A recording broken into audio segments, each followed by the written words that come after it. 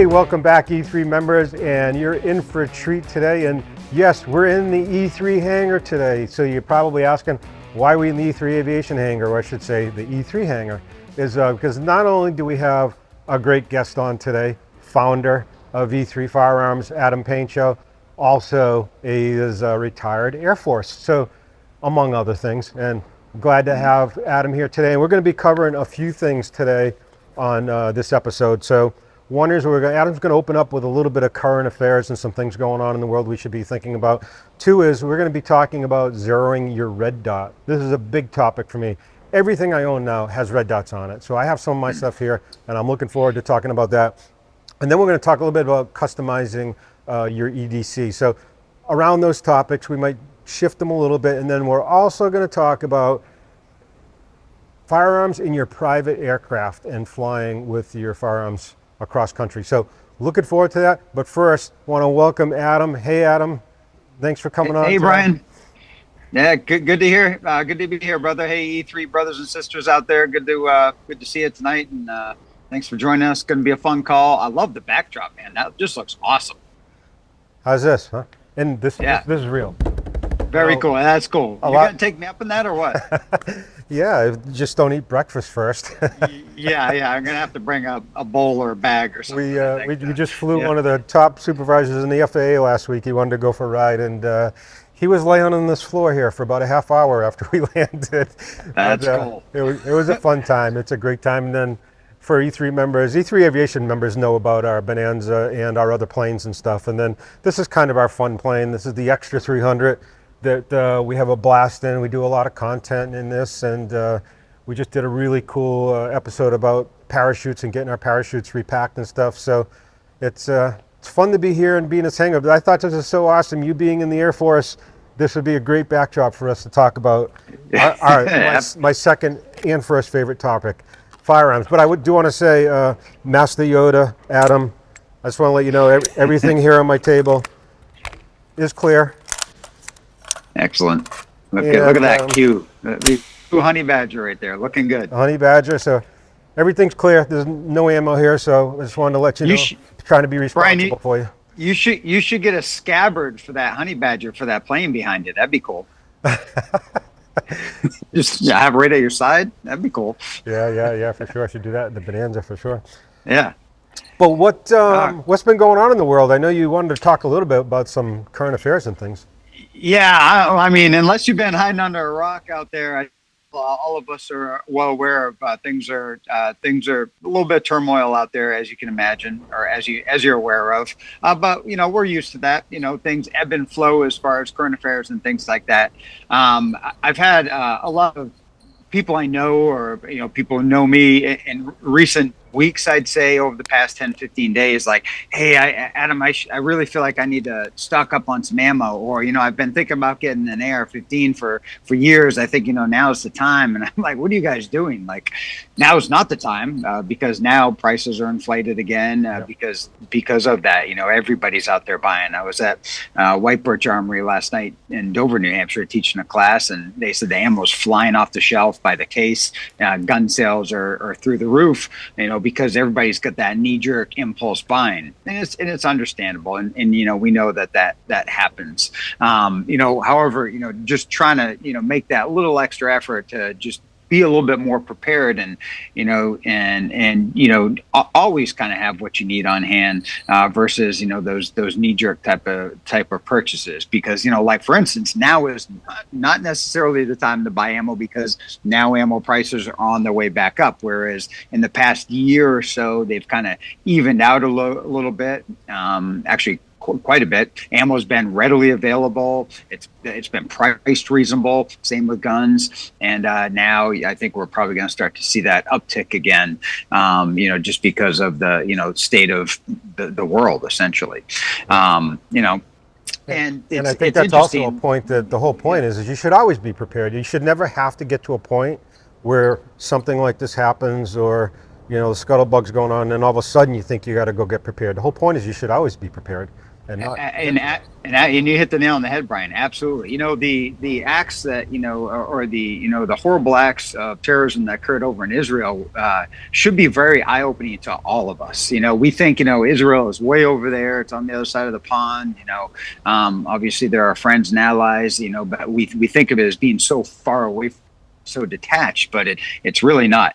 And for a country to literally have be attacked like that with like ground forces and things like that is very scary. I certainly don't want to jump on the paranoid wagon at all.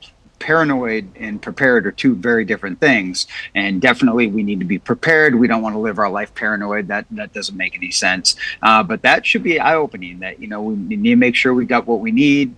Good sustainment of rations for the family. Everything squared away, and we are prepared to protect ourselves and our family if need be. Not paranoid, but prepared. So very eye-opening though. So disturbing events, but these things come and go, and hopefully in due time these we'll nail these terrorists down, and we'll be all right. Well, what it did do, and you just made a good point, is in my family anyway, it made us step back up again, get back to proficient, go back, check our equipment. Went back and checked a couple of the firearms that my red dots on that we're going to talk about today, and the battery was dead. I haven't checked it in 8 months. The whole point is this at least got us back as a family back to, make sure we're carrying every day. Even when we're running down to the store, because, we get lax once in a while, we kind of go up and down, but it really just kind of renewed us to get more alert and paying more attention. Even going in the restaurants, we just talked about the other day, we would start to get lax again of where we're sitting in restaurants and things like that. Mm-hmm. But now we get back to, no, I want to make sure I sit over there, my back to the wall and my face to the door. So we stepped up our awareness a little bit more. I mean, we don't have to be paranoid or anything, but that's just how we operate, And you need to, and that's these type of things happen in the world right now do exactly that. They keep us on point. They get us to check our gear and things like that, like you just mentioned. And complacency is tough. It's hard to stay switched on, and of course I certainly don't advocate being switched on all the time. There's a situational awareness volume button or volume dial that you need to kind of ebb and flow based on your circumstances, what you're doing and things like that. But these things going on, they certainly get us thinking about, okay, do I have what I need? Is all my stuff squared away? Am I wired up? That definitely us being pilots and you in the Air Force, complacency, as we know as pilots, is the worst thing that you can do as a pilot. So that carries forward into our other areas as well. Can you? So I know that one of the things we're talking about are our red dots and zeroing, and I got to tell you, and maybe you on camera here, you can give me some pointers too, because one of the things that I've had a hard time a lot is practicing enough where I can get up on target with my red dot where it needs to be, getting that muscle memory in place. And that's been hard for me, especially for the smaller firearms we have with the smaller red dots on it. Like, that's been a really tough thing for me to get in place. So I'd love to hear your thoughts about zeroing the red dots, but the second part of that is, what's the best thing that we should be practicing to be able to get our muscle memory up to a place where we can get up on target quickly with the red dot? Yeah, that's a good question, and that is definitely, when I transition folks from like iron sights like I've got right here on this pistol to a red dot type of sighting system. When I run transition courses for police, military units, things like that, it is it's definitely, there's a learning curve.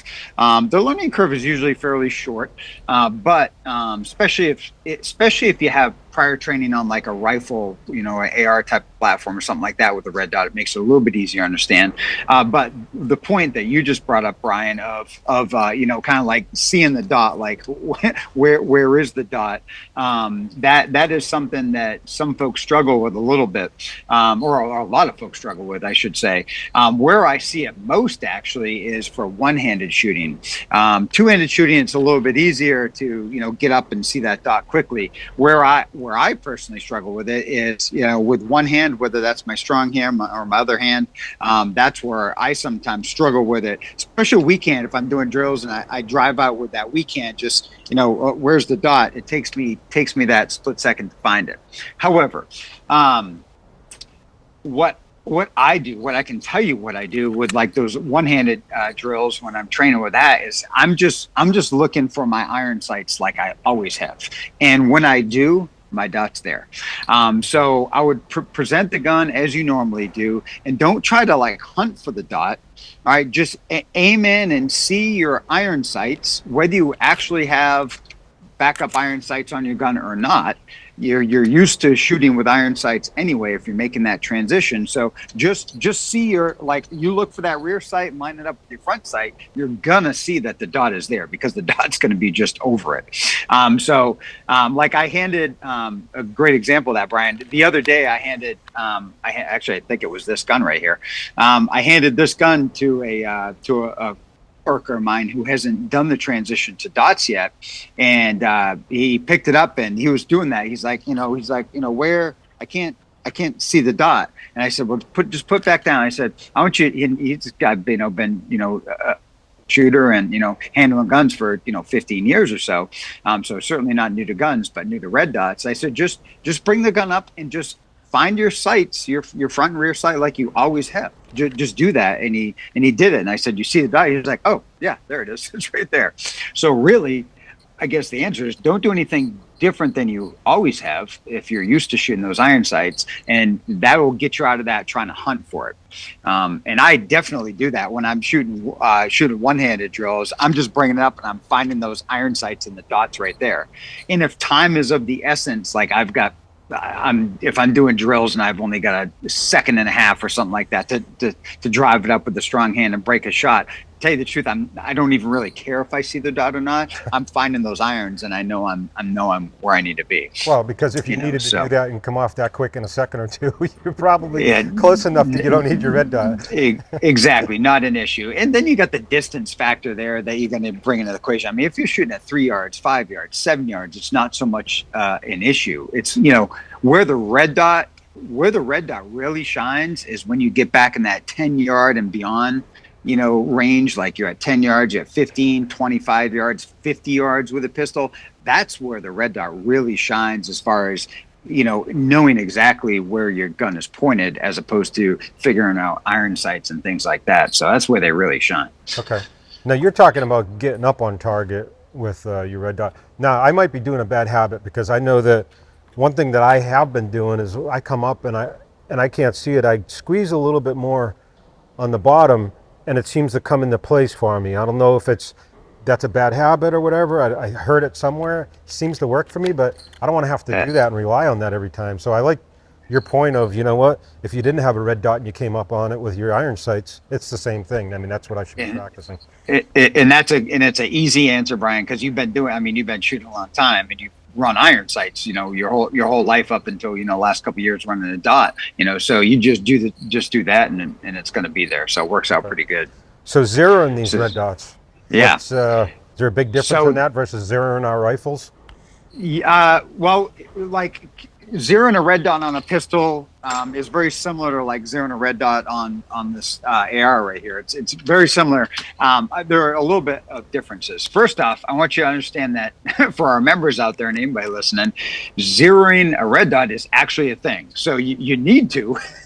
We don't want to just maybe we buy like a SIG P320 and it comes with the red dot already on it, or you buy a package where the dot comes already on the gun as opposed to you put it on after or something like that. Don't assume in any way, shape, or form that thing is zeroed. I can tell you it is absolutely, it's definitely not zeroed. You guys hear me okay still? Yep. So great. Still got me, Brian? Yeah. Yeah. Sorry, I think I just turned myself down a little bit. It's funny you said that, because we did an interview with Tonto recently, and he was assuming his rifle was zeroed when he was up on the roof in that 13 hours, and he was literally, people don't know this, but he was 3 feet off on his rifle being zeroed when he got up on up on that roof. So, and that's significant. Yeah. So you need to zero it. So what I recommend is this. First off, when you if it's a gun you already have some iron sights on it, and you know that those are dialed in. When you get your dot on there, what you can do, I literally did it with this gun over here. So you can't see it, obviously. I did it with a gun earlier that I just mounted a red dot on for the first time on that particular gun. I knew the iron sights were lined up. So what I did is I mounted it was a Trijicon RMR in this case. And all I did is I looked through it right here. I'm in my shop right now. And I just looked through it and I knew that the dot needed to move. So I just made the adjustments and I brought the dot to the point where it's at the tip of my front sight. And it's lined up with my front and rear sight. That way I know the dot's pretty close. Now that way, when I go to the range, I'm not just burning through a mag of ammo and I'm off target or something like that. So you can kind of get it close by just bringing it in line with your iron sights, your front and rear sight, if you do have iron sights that are visible with your red dot. So that's one thing that I always do that will help in the process of zeroing. Now, once you've done that, the distance that I recommend zeroing at is initially I recommend a 15-yard zero. And I'll just take, I had a bullseye target around here somewhere. I'll take a bullseye target, like, just a, So you from can use anything. I mean, this fin to the front of this is 15 feet. Yeah, that's 15 feet, so 15 yards. Oh, yards. Yep. So yeah, I would do 15 yards. Is a good zero distance for a red dot initially. Just using a bullseye target. Have something pretty small in the center of that bullseye, or you don't have to use a bullseye. Use whatever you want. But I prefer like a 1-inch circle or a 1-inch square that I'm shooting at 15 yards as an aiming reference, because these red dots are very precise.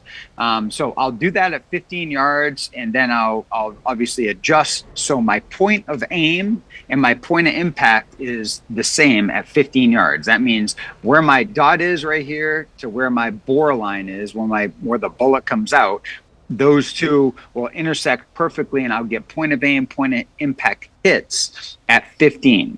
All right. And then what I'll do after that, once I get it dialed in at 15 and I feel like I'm grouping well, it's hitting exactly where I want at 15. It's hitting that 1-inch square, for instance. Now what I'll do is I'll spot check it. I'll bring the target out, or I'll move back to 25 yards, and then I'll check it at 25 and even 50 if I have the opportunity to do that. So that's how I like to do it. Now, what I would recommend that when you're zeroing the red dot is do it in you don't have to be benched, but do something to support your gun. It's okay if you're just standing offhand, just standing normal shooting, two-hand, not supported. You can do that. I feel comfortable doing that most of the time, but try to take, like, Brian, what Brian's doing right there, try to take the human effects of movement and things like that out of the equation when you're doing a zero, because you want absolute perfect circumstances when you're zeroing. So if you can bench your gun or rest it on something, that's obviously going to be ideal for zeroing, whether you're zeroing a rifle or a pistol. And that you want it as steady as possible, so you can take out that human error aspect the best you can. And obviously we need to be nice and clean on the trigger, of course, as well. But that's the sequence that I recommend. Now, all your red dots out there, I've got two different ones right up here, but take this Trijicon RMR again, for instance. No different than the Delta Point Pros or the Romeos or the Burses, whatever you got out there. They're all going to have adjustments on them, and what you're going to have is a elevation adjustment, which is usually on the top, and then you'll have a windage adjustment, which is typically on the side.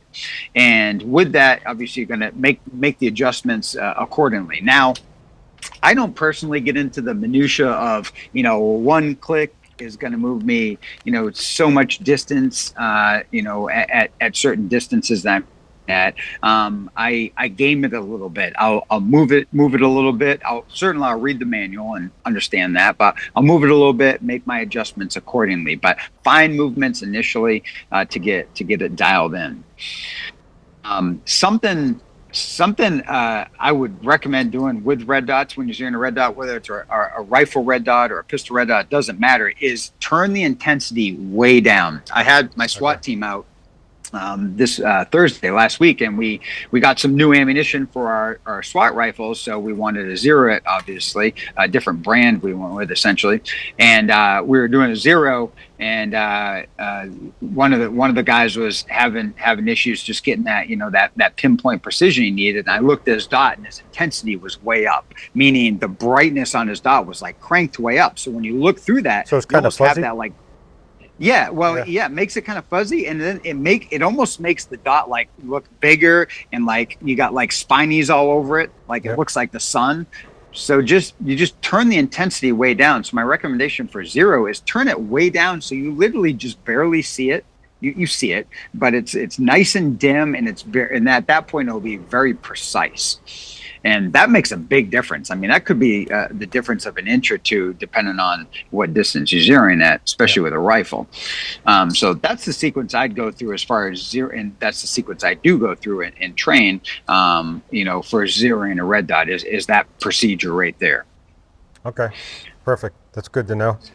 Yeah, so it's pretty straightforward, and there's a little bit of trial and error with it. Like you said, the first time you do it, you may be like overcompensating, like you're going way too many clicks, So just find movements, if you find your let's say you're 4 or 5 inches off to the left, and you move a couple clicks, and then times that by 5 or 6, go 10, 15 clicks and see what that does, and it brings you way on the other side, then, just cut that in half, right? And it's kind of like a process of elimination. Obviously, you don't want to be out there burning through, boxes of ammo, zeroing your pistol. Yeah, true. Yeah, why not? Yeah.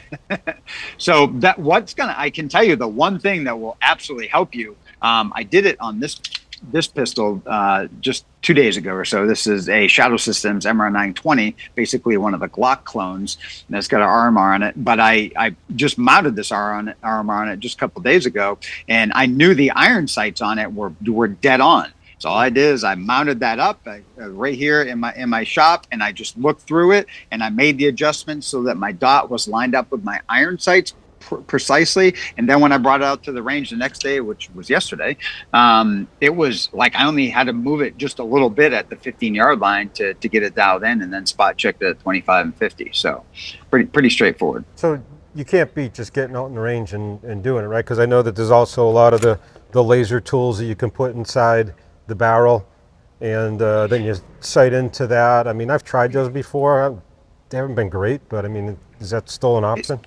Oh yeah, definitely. I mean, I understand that, a lot of folks don't have range access. I'm spoiled, I think, and Brian, you're spoiled. We have ranges we can go to.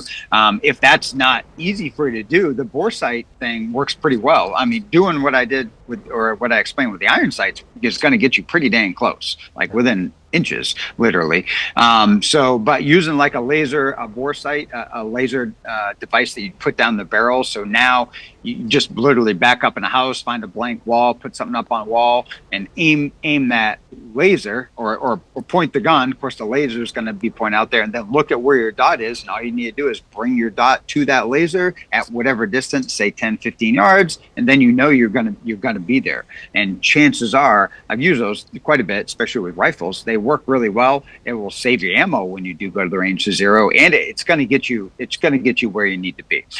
I always suggest spot checking it when you can make time to get to a range, but those devices actually work really well. Yeah, I agree. I'll tell you one thing, and I want to get your opinions. One thing I see a lot is, especially people that are new to firearms, down here and, well, wherever.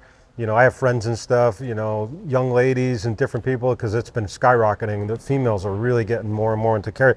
But they think that the solution is, I'm going to go get my first gun and automatically just put a red dot on there, and then all of a sudden that's going to make their life easier. And when I see them at the range, it's making their life worse. So it's like, my point is not that red dots aren't good, but it's not a substitute. It's not a substitute for training, being on that range and getting that muscle memory and getting up on there. And then I think the red dot is maybe a little bit better, yeah?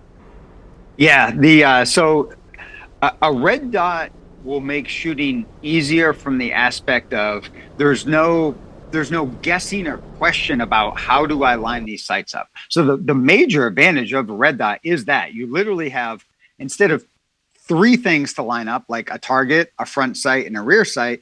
In this case, you literally just have a dot that you're putting where you want the bullet to go. It's so simple. So it's aesthetically pleasing on the eyes to just put that dot wherever you want. And that's all you need to do. Like, teaching a kid how to shoot for the first time ever. And if they're using a red dot, you say, yeah, see that dot, buddy? Yeah, well, put that dot where you want the bullet to go. Oh, okay, cool. And now you can focus on the hard stuff, like this, like moving a trigger.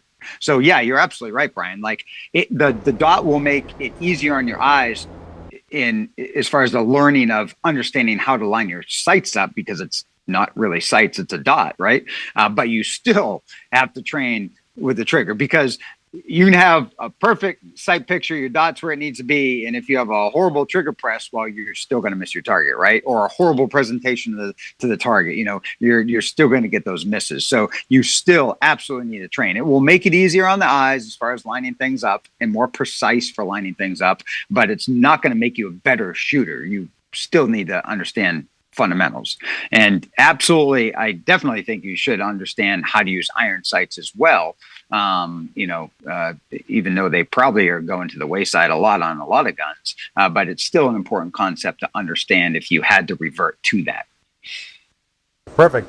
Anything else on red dots we should talk about? Yeah. Actually, something I was having a conversation with, geeking out a little bit, as I call it, with my some of my gun buddies, my fellow gun instructors I work with, and one of them, we were talking the other day, and this is kind of something going on in the industry a little bit, is the red dot quality out there. Like, the quality of red dot optics now is just really, really good. You got battery life that's 50,000 plus hours or so, 80,000 hours, which is years, right? And they're very robust, they're durable, they do well both on the rifle platforms and the pistol platforms. They're working really good. So the question is, do I still need backup iron sights? So I take this rifle right here. I got a aim point T1. I mean, that's a $800 red dot right there. That's a top of the line red dot, incredible battery life, extremely durable. You could hammer a nail with that thing, but I still have a backup front and rear sight.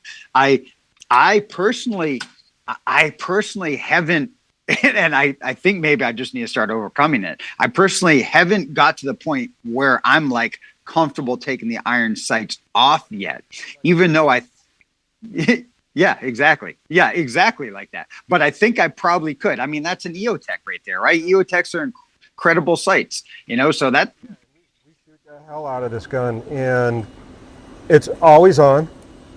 We've never had a problem with losing our red dot. I mean, we've had to change the battery once in years, but I got to tell you, a good red dot, I'm not worried anymore. And I hear you, old school, I feel like I want to have my iron sights on there. But this is probably the first rifle in all of my rifles that I've been 100% confident, feeling like I don't need to have my iron sights. But I think it's also more because it's an EOTech. This thing has just been rock solid. Yeah, like you got the name brands out there, EOTech, Aimpoint, and obviously there's some others, Leupold.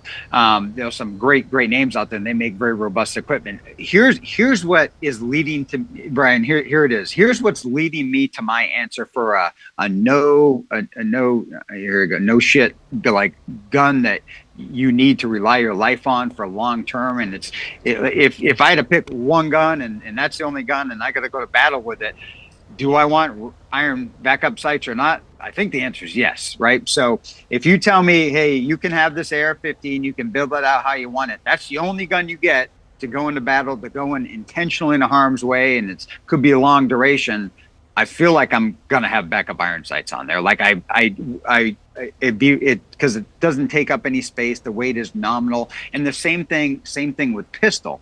For carrying around town, having 2 guns on me, so I already got that redundancy. For general purpose, I think we're probably past needing iron sights, but for that, that gun that is your ultimate survival gun, I personally am not quite there yet. Even though I know the quality is there, I'm personally I'm not there yet in completely removing the backup sights. But a point you just made, though, is my point that, I could have that attitude, but if I stuck this in a drawer and I didn't touch it for 2 years, and then all of a sudden I want to pull it out, then the battery's dead.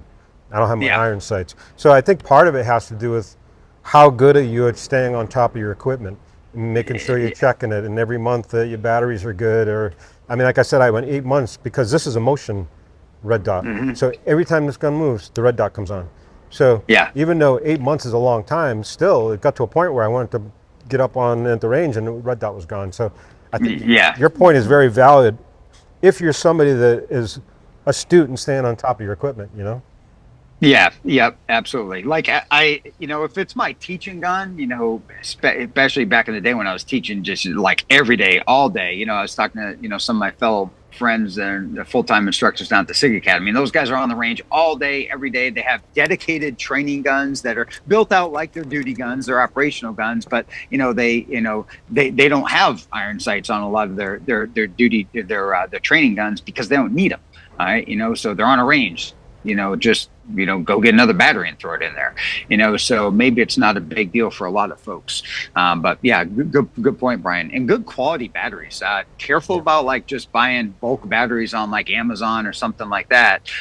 Make sure you're buying good quality batteries like the Energizer lithiums or something like that. A good quality lithium battery that is going to last, and it's a fresh battery.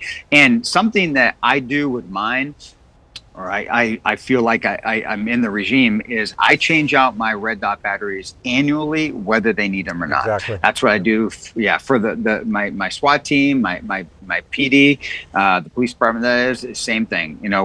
Even though that battery could last 3 to 4 plus years, we change them out annually, whether it needs it or not, because a battery is what, a couple bucks for a lithium little hockey puck battery.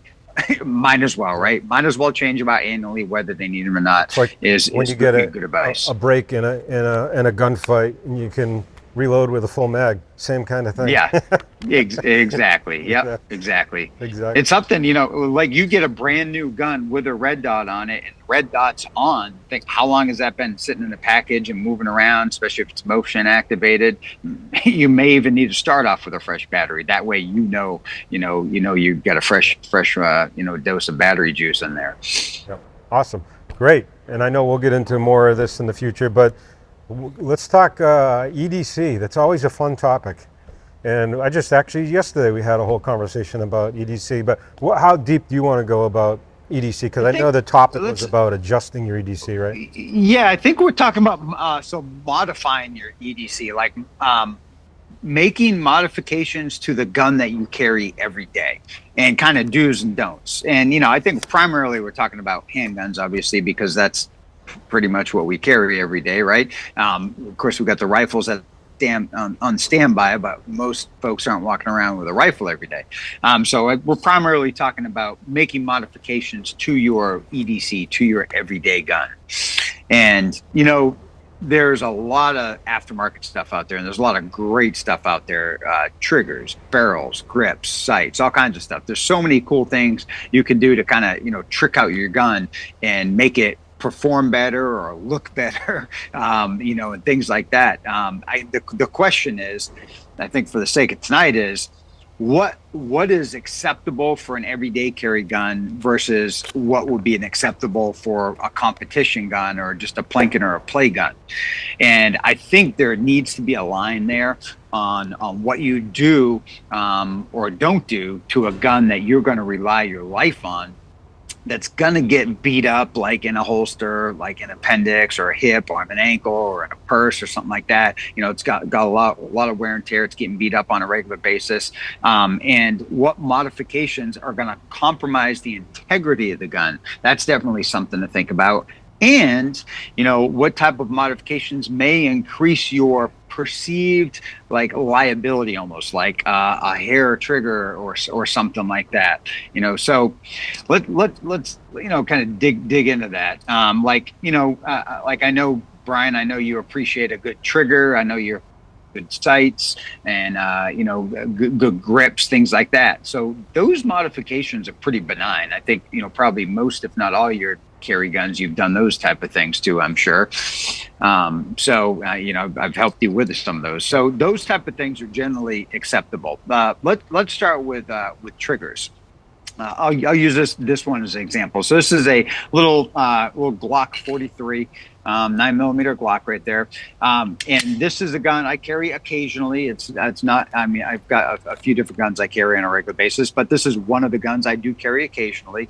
And has it been modified? Yes, it has. The two big things I've done to this gun are better. This particular one doesn't have red on it, but better sights, brighter sights. For me, I like a bright red tritium dot in the front. So they're better sights and a better trigger. So putting different sights on your gun, does that increase liability? My opinion is no. So no issues that I can see putting a better quality sight on your gun that's aesthetically more pleasing on your eyes, allows you to line up on the target better. I don't see any issues there whatsoever. And that's a modification that's generally accepted as cool and okay to do, like no issue there. So I don't see any harm in putting, better sights or sights that you like better on your gun. Really no harm there. Now I'm gonna pause for just a second. If you don't have the mechanical aptitude to be doing these type of modifications, then seek some professional guidance for somebody that knows what they're doing. Take it to the local store. Local gunsmith. Yeah, exactly. Local gunsmith, local armorer. I used to teach armorers courses back in the day quite a bit. And I used to start the armorers class out with saying, okay, who in here would have a hard time changing your oil in your truck or changing a tire on the side of the highway? And if you would have a hard time with that, then you shouldn't be messing around with tools and guns, all right? Because those are pretty easy tasks, right?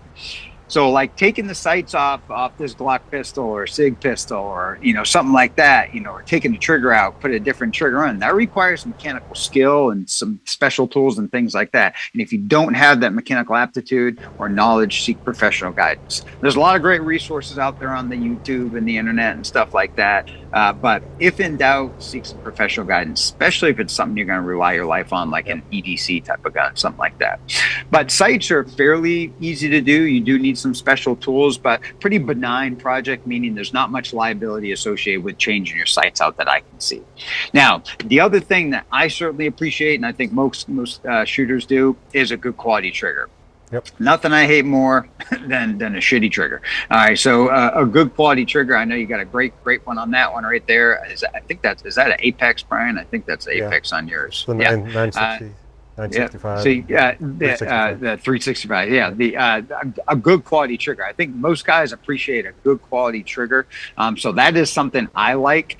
So on some of my guns, I do have an aftermarket trigger like this 43 I just picked up a second ago. It's got an Apex trigger on it. The trigger from factory just didn't feel good to me. It felt, not that it was too heavy, it just felt clunky. Like the brake didn't allow me to keep the gun as steady as I'd like when I'm moving the trigger. All right, I really had to work for it to get it, and I appreciate a better trigger. So this isn't like a competition or a hair trigger or anything like that. Of course, it's a clearance safe. It's a nice trigger. It's got a nice brake on it. It's got a nice reset on it. It's metal versus plastic. It feels better on my finger. All right, and I feel like I can manipulate that trigger better than I could the stock trigger. Any liability associated with that I see? No. It's not a hair trigger. It's not an ultralight trigger. It's a duty grade trigger, and actually Apex in this case, and a lot of the other trigger companies out there like Timney and Geisley and things like that. They have different categories of triggers, like competition series trigger, carry/duty trigger. My recommendation, if you're going with one of those manufacturers, is for EDC gun is get the duty grade trigger versus the competition trigger. I got a great example right here. A buddy of mine sent this one to me. This is a Timney trigger. All right, this is for Glock Gen 5, and this trigger, I've got it in one of my guns, and what an awesome trigger. Light, crisp, and it's got adjustments on it. Awesome trigger. I feel good going to the range and plink with that, shooting a competition, something like that, but not the trigger that it says competition series. All right, not the trigger I'm going to put in my gun I carry for defense or on duty or anything like that. I don't feel like that's responsible, one, but two, more importantly, could be prone to failure. Like this trigger is a great trigger, and Timney makes an incredible trigger. They call this the competition series, though. Comes little Allen, comes little tools, little screws, and it has adjustments on it. So there are adjustments on it, which means that adjustments could come out of whack, things like that. So we don't want to get in a situation like that. Whereas like there are duty grade triggers, like from Apex, Timney, Geisy, things like that. They're just basically drop in, take out the old trigger, drop in this one. There's no adjustments. It's it's replace in kind essentially, and it's duty grade. And what that better trigger is going to do, it's going to feel better. It's going to, when you're lining up that red dot or those iron sights, when you take aim, moving that trigger, the art of moving the trigger without moving the gun is going to be easier to do if you have a nicer trigger. Not that it has to be light. It just smooth is going to make all the difference in the world. So I definitely appreciate a good quality trigger in a gun, and I don't see anything wrong with modifying or upgrading to a better trigger that's duty or carry grade type of trigger in your guns. So let's clarify too, though, because you said it a couple times. I want to make sure everybody understands, because you said you don't see that as being a liability. You're talking about legal liability, correct? Yes, I'm talking about legal liability. Yeah. So you could see it playing out. Shooting, violent situation, shots fired type of thing, and you got like a hair competition trigger. It could even if you did everything absolutely right and the trigger worked perfectly and you did everything perfectly, it could. A defense, or a state, depending on what side of the street you're on for that circumstance, could potentially use that against you. Isn't it in fact true you got a hair trigger on your gun, Adam? That's a competition trigger you got. So I could see how an attorney, could bring that up in a trial or something like that, even though I think we all understand that, it's kind of BS, but it certainly could possibly be used against you and seen as a negative. Yep. All right. So that's what I'm saying there. Okay. Perfect. Now some guns, you need a gunsmith to make the trigger better. Like a SIG classic line, for instance, or a lot of revolvers, a gunsmith is going to hone things, smooth things out, grease things up, and make things smoother, do different things, use different types of springs and things like that. You really need to seek professional guidance on that. Unless you've got gunsmith or armorer, preferably gunsmith after your name, you probably shouldn't be doing. If you're getting, I got one right here. Look at that. If you're getting out the Dremel tool to work on your gun, right, and you don't have some gunsmith training, then you shouldn't be getting out the Dremel tools. Files, Dremel tools, no good. Even changing some of these sights, because these are tight, and it's sometimes it's nice to have the rig and the tool that they use to get these out. Like I had this one changed by an armorer. Like I didn't change this myself. I mean, I just, like, you know what? Here's $20. Go ahead and change that for me. Yeah, and that would definitely be my recommendation. Like I've got that level of training, so I do my own mods and things like that because I'm very comfortable and got a lot of experience with it. But if you don't have it and you don't have the tools, definitely seek professional guidance on also, if you don't want it all scratched up and banged up like I've seen a lot of people do trying to do this. That's a big part too. I can always tell you, somebody hands you a gun and you look at the screws and it looks like a squirrel's been chewing on them, or got scratches all over the slide. It's definitely noticeable. So you don't want to aesthetically mess with your gun. I know you're going to keep going through stuff, but like for me, the important pieces for my everyday carry guns are a few things. One is good sights, so I've changed the sights on here. Obviously, I put a red dot on it, but it wasn't critical for me. But good sights were important, and night sights, nice Trijicon night sights. I did change the trigger out, and a light. That was mission critical for me. Those are like just the four most important things for me. Then it goes on to what I want is as many rounds as I can get into it, that is light, reliable, and then it's easy for me to carry. And that, and of course in this one we've got the extra mag, but like those are the most important things to me. What are the other most important things to you? You talked about sights, trigger. Yeah. So you hit the nail on the head, Brian. Like things like lights and like lights specifically on a handgun is more of an accessory than a modification. But in my eyes, for our primary if you can get away with it with size, I really like to have a light, on my carry guns. I really want that personally. I think it's that important. Not that I feel naked if I don't have a light on my carry gun, but most, if not all, well, most of my carry guns have lights on. But other modifications besides sights and triggers, a lot of people like to do things with their grips. So here's an example right here. So this is actually my SWAT gun. What do they call that? Stippling or something? Yeah, stippling. So because a lot of them come with this way now, right? I mean, they're pretty. Yeah, most of them come fairly aggressive and they have a nice texture on them. But a lot of guys, they want something more aggressive or less aggressive, or more stippled in certain places, so you could have somebody do a stipple job. Like I just on this, G45, which is of course 9mm. With this gun, I use. It comes with different back straps. I like the tang, but I don't like all the thickness it adds down here. So I took the back strap, I cut the back strap in half, and I put it on, and I shaved a little off the bottom. It just feels good to me. It's an outside accessory, changing the feel of it and the web of my hand a little bit. It's not doing anything to the performance, the function of the gun, so no issues there. It's literally, for me, I like the way it feels.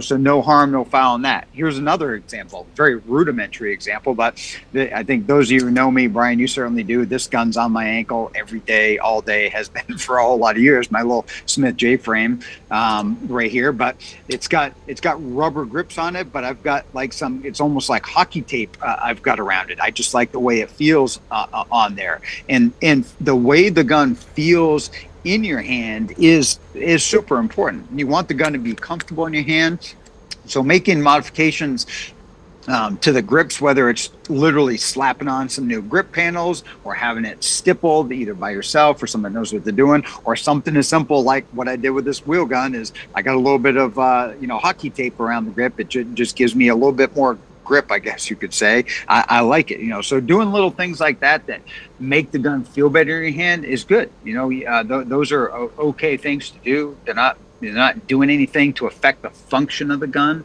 so no issue there whatsoever. And changing out a grip, you don't need much mechanical aptitude to do that. Certainly to wrap some tape around a gun, you don't need much knowledge to do that. On the handgun side, there are certainly other things you could do. I got one example. A buddy of mine sent me a Agency Arms barrel. This is for one of my Glocks, but an Agency Arms barrel. It's like, I don't know, it's like a few $100 or something like that for this barrel, and it's supposed to shoot lights out. I guess increased accuracy. It certainly looks cool. It's fluted. It's nice and shiny up front. It looks cool. It looks cool in the gun.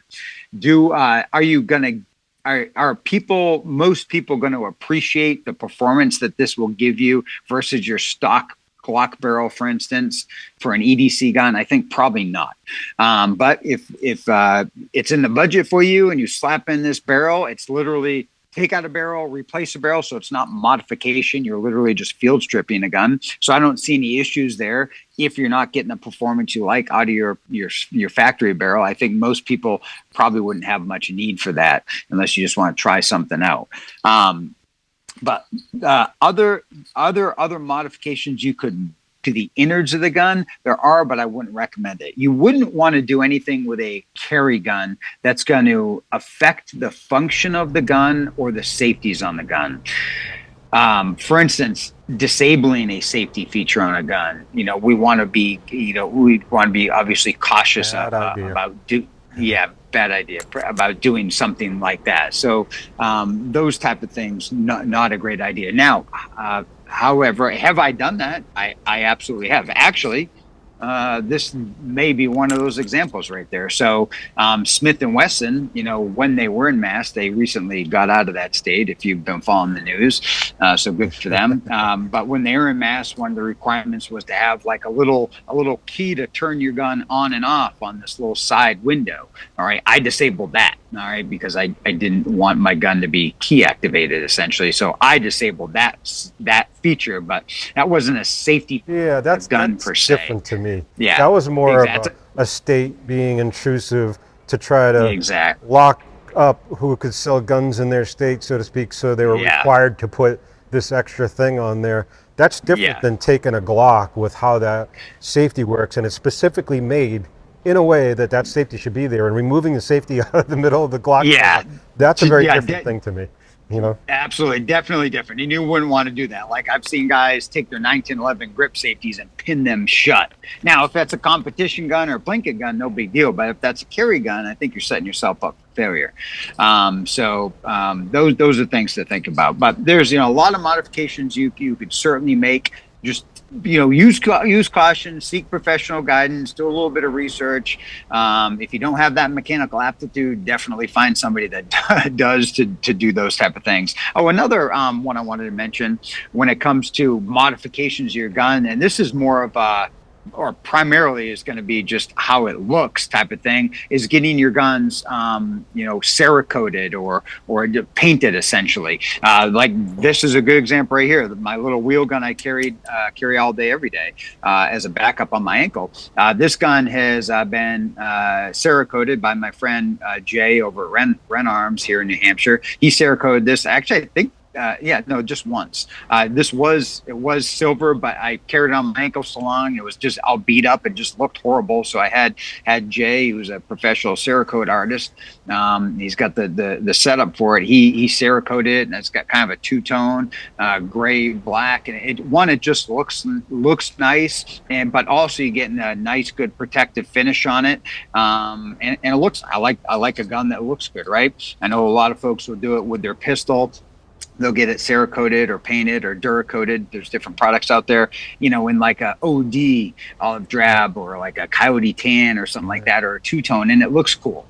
I don't see any issue with that. Now, modifications that I highly recommend that you don't make, which are more accessories than anything, would be anything that could be deemed like offensive. Like I've seen dust covers, talking about the dust cover on your ARs, these things that flip open. Like when it flips open, it says some statement on it, like, something. You can use your imagination. But I've seen things, printed on these dust covers that can be offensive and, kind of antagonistic in a way. So I would avoid things like that, skull and crossbones, those type of things. I don't think personally, in my opinion, I don't think those type of things have a place on your everyday carry gun. I would keep your guns conservative looking. Not to say they can't have some flair, so to speak, and be cool looking and good looking, but I would avoid anything that could be seen as offensive, I guess is the best way I could put it. We're talking about our ADC guns and stuff. I mean, we've got our toys in the safe, and we got our Boris computers on it. We've got our bling on those are fun. Like I have a Cabot. I have a beautiful Cabot 1911, with Damascus and all that. Yeah. But I'm like, that's not my EDC. That's no. a collector. That's I cool. love having it. It's fun building those, but would you pay for that Cabot, Brian? Oh, well over $25,000. Yeah, that's an expensive piece. That's a beautiful gun, though. Yeah.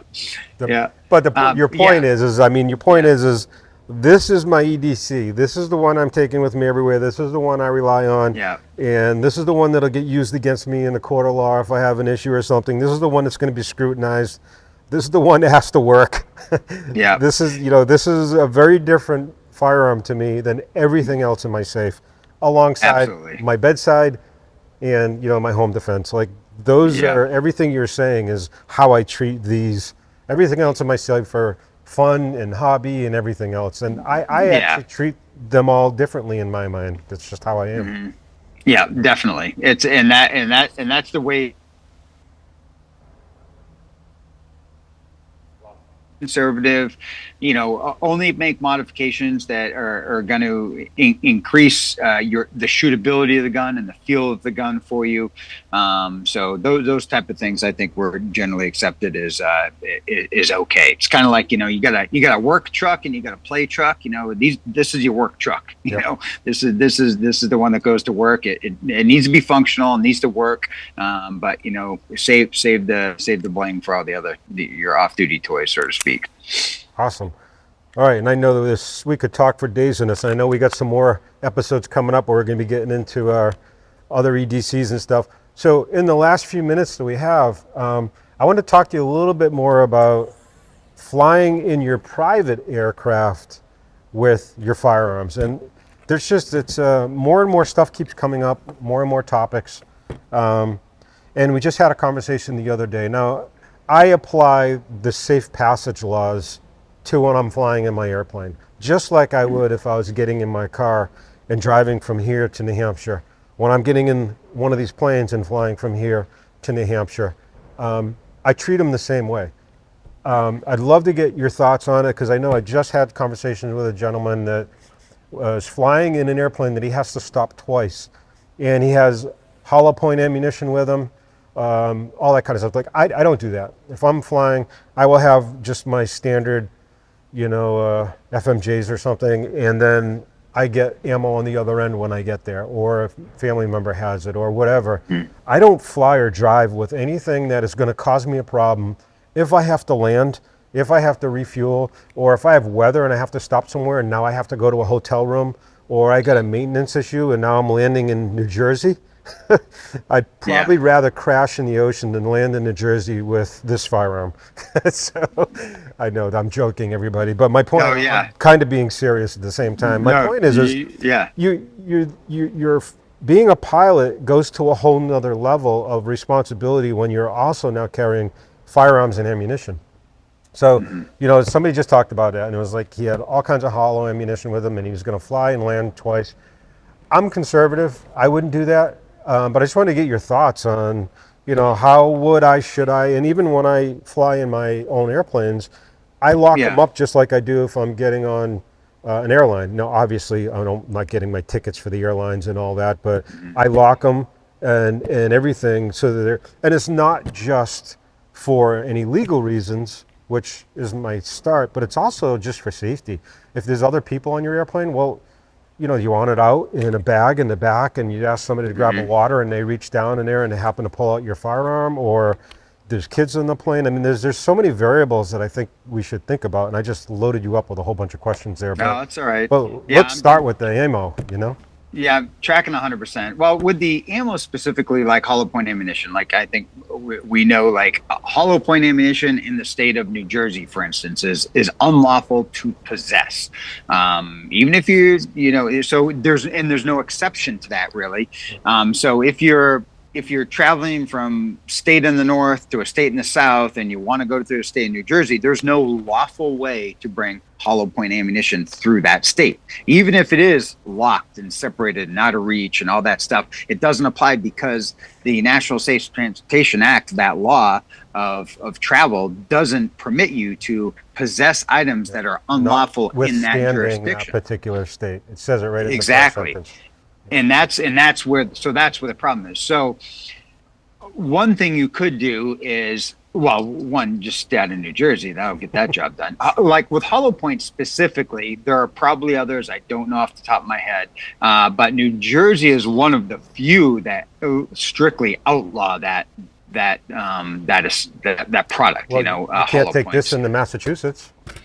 Yeah, well, you can possess it in mass under safe transportation. You just can't carry it, can't be loaded, you can't buy it. But if there's some exceptions. It's just a narrow window. So a good bet is to carry, or if you're going to be traveling, is to have something that's conservative enough where it's not highly regulated, it's not unlawful to possess in the jurisdictions that you plan on going to.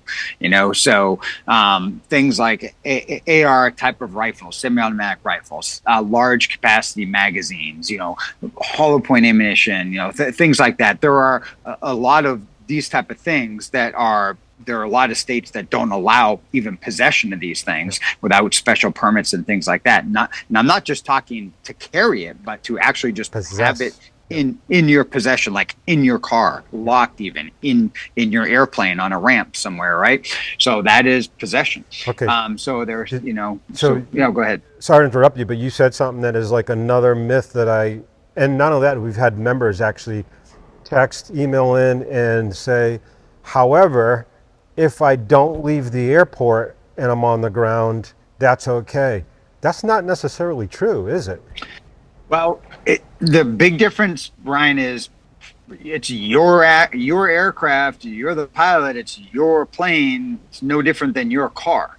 Now, if I was flying JetBlue, for instance, and Yeah, that's different. they make an emergency landing in New Jersey, and I don't have possession of my baggage, Right. all right, because it's in a bag on a carousel or down below, that's not possession, No, right? this is in my airplane. Yeah, exactly. So that's where it's different. So if you are on a ramp in New Jersey, for instance, Newark, and you're in your plane and you have hollow point ammunition in your airplane, you're in violation of state law, right? So that could be a problem. So you need to be cautious. My best advice is just stay away from the states that you know are going to be an issue. However, for a pilot like yourself, Brian, emergencies happen. You need to be prepared for that. And if you're over New Jersey airspace and things go sideways and you have to make a landing, you got to do what you of your life, obviously. I guess what I would say is, if this is like life or death, like I'm do I crash? You made that joke earlier. Do I crash in the ocean, or do I land in Newark? I think I'll probably land in Newark. I think I'm not sure. But if it's planning, if you can do your best to plan to stay away from those states, obviously, is going to be the best way to go, and avoid having something that's going to be controversial in those states to begin with. Like an AR or something like that. So yeah, you definitely got to use some caution with that. Definitely different than checked baggage in a commercial airline versus it's your plane, because it's being in your plane is no different than being in a car. Once it's on the ground, that's yours. You're responsible possession-wise, as far as the law is concerned, with what's in it. It's no different than if you're on the New Jersey Turnpike, for instance. In the air, it doesn't matter. In the air, a state doesn't have the once you're in there, it's not like you're in New Jersey airspace. You're in federal U.S. air. Yep. All right, and jurisdictionally, in the air, it's the jurisdiction of the feds. For prosecution reasons, whoever you took off from, whatever state that was, and land, both those states could have some play into like prosecution or charging if something were to happen on an aircraft. All right, but as far as what laws you follow for, in the aircraft itself, in the air, that's it's federal. Yep. Yeah, good point. And we'll do. You just mentioned a little bit about airlines, and we actually have some lessons already inside the membership platform, and we'll do some more about, like, this case is a perfect example of this case is what I take on the airlines, and here's the airline tags from Delta and all the different airlines and stuff, and I actually print and keep on the case here the TSA rules, because there's a lot of people at the airlines that don't know it. In my safe passage law is printed inside this case too. So I usually have these all on this case as I travel with it, and we'll get into that on a different episode. But you just mentioned it, so I thought I'd show that a little bit. But that's a great thing to do. I've got those printouts inside my Pelican and Storm case as well. That's excellent advice, Brian. Definitely do that. Because you're right. At an issue, you can say, well, here you go. It's right here. Here's your own TSA laws. Would you like to look it up in your own book? But this is it. So what's your question? Exactly. Yeah. That's good advice. Yep, definitely. Cool. This was awesome. Good stuff. I think we only covered a fraction of what we could have covered. I know we're going to be doing more. Right now you hear the sheriff's helicopter landing right in front of the hangar here.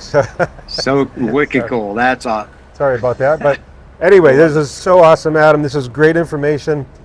Thanks for being on. And I know we got a whole bunch of stuff scheduled for members and stuff. We're going to get into even more of EDC, because one episode we're doing here soon is EDC, but also EDC in your airplane.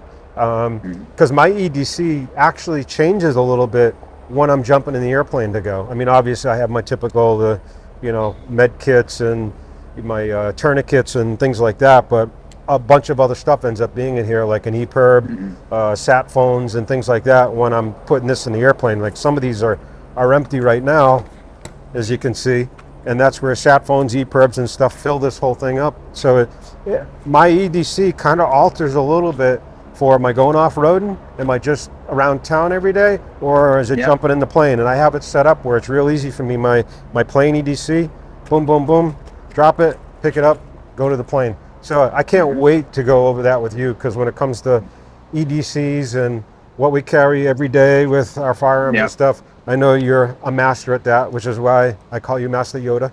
But Yeah, I can't wait to have that conversation.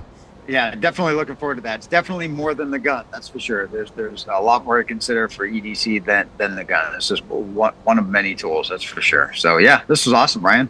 Very cool. Awesome. Well, thanks for coming on. Thanks for everything you're doing for the members, and looking forward to seeing you on the next one, Adam. Absolutely. Sounds good. All right. See you guys. Take care. Bye.